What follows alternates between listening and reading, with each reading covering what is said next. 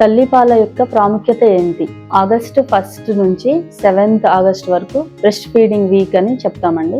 Exclusive breast feeding వల్ల ఇద్దరికి లాభాలు ఉంటాయి, తల్లికి బిడ్డకి. తల్లికి ఏ రకంగా లాభాలు ఉంటాయంటే, కంప్లీట్ గా బ్రెస్ట్ ఫీడింగ్ చేసినప్పుడు వెయిట్ లాస్, ప్రెగ్నెన్సీలో వచ్చే వెయిట్ అనేది తొందరగా తగ్గుతారు, ఒబెసిటీ అనేది ఉండదు, వాళ్ళు బాగా హెల్తీగా ఉంటారు, వాళ్ళకి హెల్త్ ప్రాబ్లమ్స్ వచ్చే ఛాన్సెస్ తక్కువ ఉంటాయి.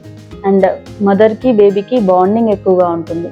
అండ్ ఫ్యూచర్లో బ్రెస్ట్ క్యాన్సర్ వచ్చే ఛాన్సెస్ తక్కువగా ఉంటాయి.